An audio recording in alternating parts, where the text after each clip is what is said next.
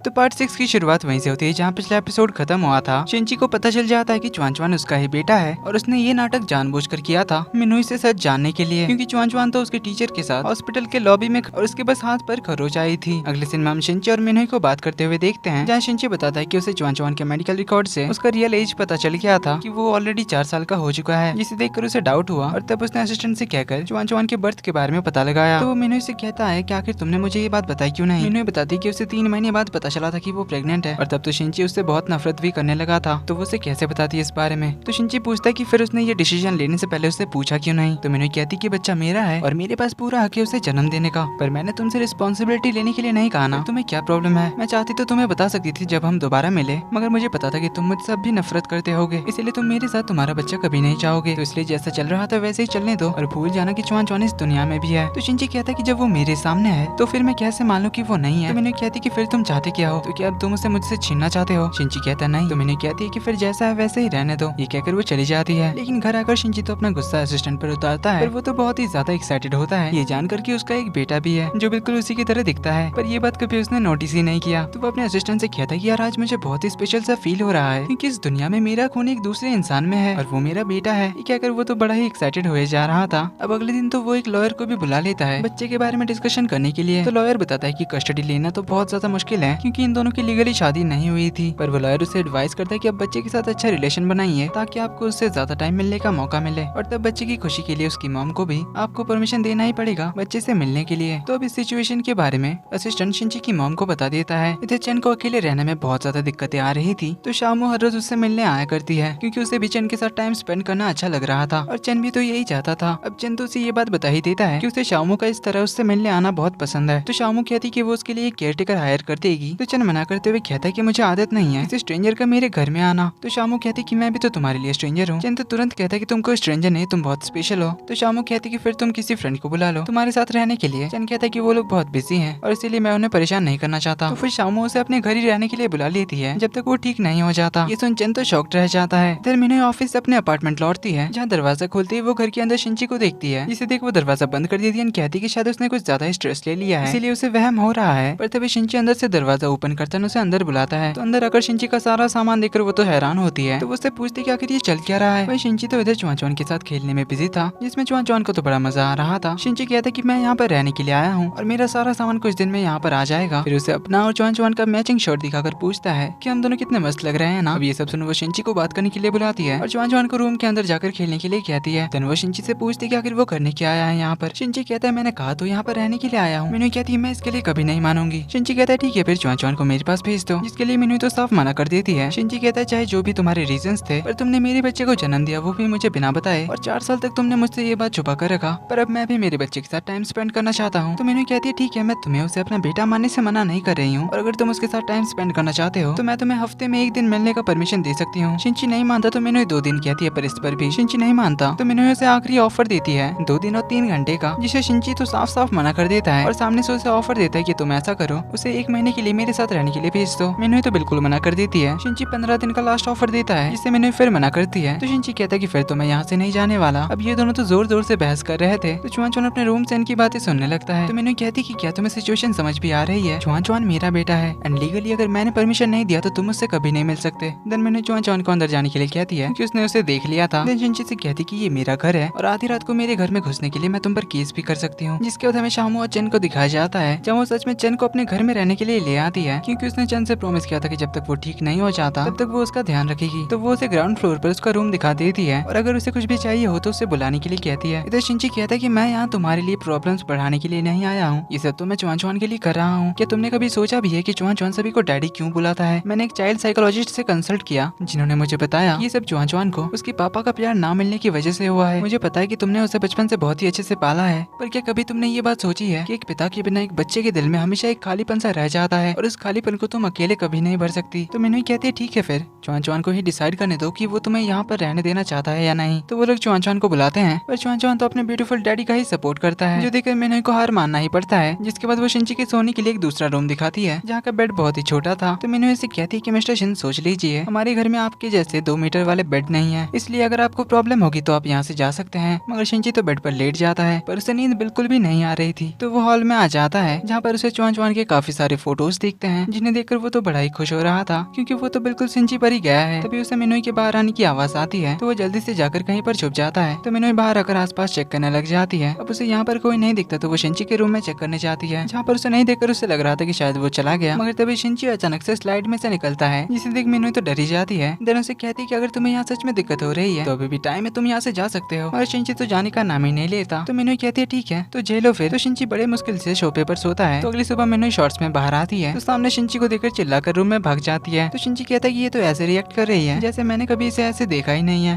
थोड़ी देर में मिनोई फिर बाहर आती है, जहाँ कॉफी को लेकर इनकी थोड़ी बहसबाजी होती है। तभी घर की घंटी बजती है। मिनोई दरवाजा खोलती है तो सामने डॉक्टर जो होते हैं, जिसे देख वो दरवाजा बंद करके जल्दी से शिंची को छुपने के लिए रूम में भेज देती है। फिर उसे अंदर बुलाती है, जहाँ जो तो चुआन और मिनोई के लिए ब्रेकफास्ट लेकर आया था। तो वो उसे बताता है कि वो 2 हफ्ते के लिए बाहर जा रहा है, तो अगर कोई इमरजेंसी हुई तो वो उसे कॉल करने के लिए कहता है। तो मिनोई जल्दी से उसे टाटा गुड बाय करती है ताकि शिंची को वो यहाँ पर देख ना ले। अब उसके जाने के बाद शिंची मिनोई से पूछता है कि उसके साथ आखिर तुम्हारा रिलेशनशिप क्या है। मिनोई कहती है तुमसे क्या मतलब। शिंची कहता है कि मेरा बेटा उसे डैडी बुलाता है, इसीलिए मुझे प्रॉब्लम तो होगी। तभी चुआन नातान कहता है कि क्या डैडी जो ने हमारे लिए ब्रेकफास्ट लाया। ये तो शिंची उसे कहता है कि अब तुम्हारे पापा है यहाँ पर, इसीलिए अब से तुम्हें किसी और को डैडी नहीं बोलना चाहिए। चुआन कहता है कि मुझे भूख लगी है तो क्या हम खाना खा सकते हैं, लेकिन शिंची कहता है कि ये फास्ट फूड तुम्हारे लिए अच्छा नहीं है, इसीलिए तुम इन्हें नहीं खा सकते। तो मिनोई उससे बात करने के लिए बिठाती है, जहाँ उसे कुछ रूल्स बताती है कि रात के 12 बजने के बाद वो चुआन से नहीं मिल सकता। बाथरूम, हॉल, किचन सब यूज करने का अलग टाइम होगा एंड स्पेशली उनके साथ रहने के बारे में किसी को भी पता नहीं चलना चाहिए। अगर किसी को भी पता चला तो शिंची को यहाँ से निकलना होगा, स्पेशली उनके कंपनी में बिल्कुल नहीं पता चलना चाहिए। तो शिंची उसे कहता है कि क्या तुम्हें नहीं लगता कि मेरे साथ चुआन की रिलेशनशिप को लेकर तुम्हें उसे अच्छे से एक्सप्लेन करना चाहिए, क्योंकि मैं नहीं चाहता कि मेरा बेटा कंफ्यूज रहे कि उसका फादर कौन है। तो मैंने उसे कहने जा रही थी। चुआन कहता कि ये मेरे पापा है ना। आप लोग कब से इस बारे में बात कर रहे हैं, मुझे तो पहले ही पता चल गया था कि ये आदमी मेरे पापा है। मैंने उसे समझाती कि लेकिन ये डैडी जो से अलग है। चुआन कहता है कि मुझे पता है मम्मा कि ये आदमी मेरे बायोलॉजिकल फादर है। शिंची कहता है वाह बेटा, तुम तो मेरे जैसे ही स्मार्ट हो। तो अब क्योंकि तुम्हारे पास तुम्हारे डैडी हैं, इसीलिए अब से तुम किसी और को डैडी नहीं बुलाओगे। तो चलो अब मुझे डैडी क्या कर बुलाओ। अब ये सब देखकर मिनोई का फेस उतर जाता है। तो अपनी मम्मा को देखकर चुआन कहता है लगता है मम्मा नहीं चाहती कि मैं आपको डैडी बुलाऊं, इसीलिए मैं आपको शिंची क्या कर बुलाऊंगा। ये सुन मिनोई उसे शाबाशी देती है और उसे किंडरगार्टन जाने के लिए तैयार होने के लिए भेजती है। और वो शिंची के पास वापस आकर कहता है कि अब तो मेरे भी पापा हैं। ये कहकर वो तो बड़ा ही खुश हो रहा था। तो शिंची उसे धीरे से ही एक बार उसे पापा कहकर बुलाने के लिए कहता है। तो चुआन उसके कान में धीरे से पापा कहता है, जो सुनकर शिंची तो बहुत ही ज्यादा खुश हो जाता है। जिसके बाद मिनोई सबके लिए हड़बड़ी में खाना बनाती है, जो शिंची को पसंद नहीं आता क्योंकि उसे घर के खाने का आदत नहीं था। इसलिए वो चुआन को भी ये खाने से मना करता है। रीजन पूछने पर वो कहता है कि ये खाना चुआन के लिए न्यूट्रिशियस नहीं है। मिनोई कहती है हेलो, बचपन से मैंने इसे यही खिलाकर बड़ा किया है और यही खाना नॉर्मल फैमिली के लोग खाते हैं। तो अगर आपको ये खाना पसंद नहीं है ना तो आप यहाँ से आराम से निकल सकते हैं, फिर अपने घर में बैठकर मस्त 5 स्टार का खाना खाइए। ये सब सुन शिंची तो चुपचाप से ब्रेकफास्ट कर लेता है। इसके बाद शिंची नहा रहा होता है, हीटर खराब हो गया था जिस वजह से उसे ठंडे पानी से ही नहाना पड़ता है, जिस वजह से उसे सर्दी लग जाती है। तो असिस्टेंट आकर उससे पूछता है कि क्या चुआन सच में आपका बायोलॉजिकल बेटा है। शिंची कहता है और नहीं तो क्या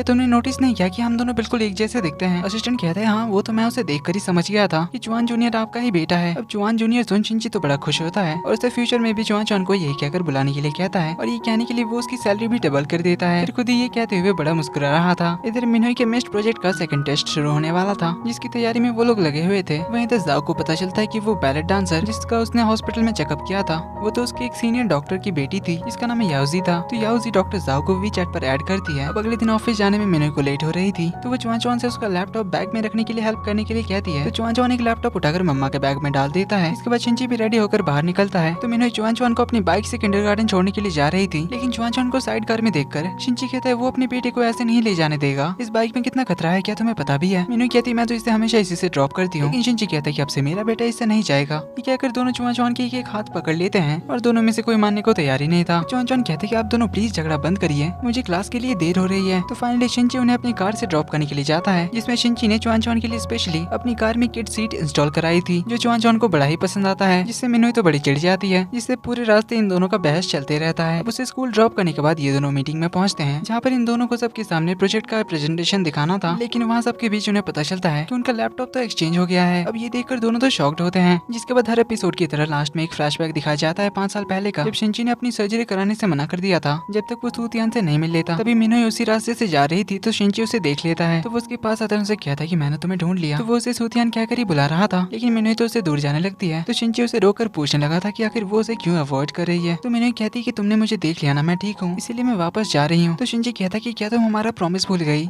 मैंने कहा था ना कि मैं तुम्हें ढूंढने के लिए वापस आऊंगा और तुम्हें अपने साथ अब्रॉड ले जाऊंगा। लेकिन मिनोई कहती है मैं यहाँ पर ठीक हूँ, इसलिए मैं नहीं जाना चाहती। ये कहकर वो जाने लगती है। तो शिनची उसे रोककर कहता है कि आखिर तुम्हें हो क्या गया, तुम मुझसे दूर जाना क्यों चाहती हो? तो मिनोई उसे बता दी थी कि मैं सूतियान नहीं हूँ, मेरा नाम मिनोई है। सुनकर शिनची को बहुत बड़ा शौक लगता है और उसके हार्ट में पेन होने लगता है, जिससे वो तो दर्द से बेहोश हो जाता है। तब मिनोई उसे कैसे भी करके हॉस्पिटल पहुंचाती है, जहाँ पर डॉक्टर ने उसे बताया था कि ऐसा दोबारा से नहीं होना चाहिए, वरना अगर उसे दोबारा कोई बड़ा शौक लगा तो उसकी जान भी जा सकती है। इसी बारे में मिनोई सोच रही होती है, तभी शिनची को होश आता है। यहाँ हमें पता चलता है कि शिनची और सूतियान दोनों ही साथ में ऑर्फनेज में थे, मगर शिनची को एक रिच फैमिली ने अडॉप्ट कर लिया और तभी उसने सूतियान को प्रॉमिस किया था कि वो उसके लिए वापस आएगा। पर फिर कुछ सालों बाद जब उसने सूतियान के बारे में ऑर्फनेज में पता किया, तब उसे पता चला था कि सूतियान को भी किसी फैमिली ने अडॉप्ट कर लिया था। तो शिनची कहता है कि मिनोई तुम्हें जरूर उस फैमिली ने नाम दिया होगा। मिनोई उसे अपने बारे में बताने ही चाह रही थी कि शिनची कहता है कि क्या तुम्हें पता है कि अब्रॉड में मुझे सबसे ज्यादा तुम्हारी फिक्र होती थी, क्योंकि मैं तुम्हें कभी नहीं भूल पाया। तुमने हमेशा ऑर्फनेज में मेरा हौसला बढ़ाया था और मुझे सबसे प्रोटेक्ट किया था, मगर अब मैं वापस आ गया हूँ ना, इसलिए अब मैं तुम्हें प्रोटेक्ट करूंगा, इसलिए प्लीज हमेशा मेरे साथ रहना। तो यहीं से मिनोई सच में उसके लिए सूतियान बन गई थी,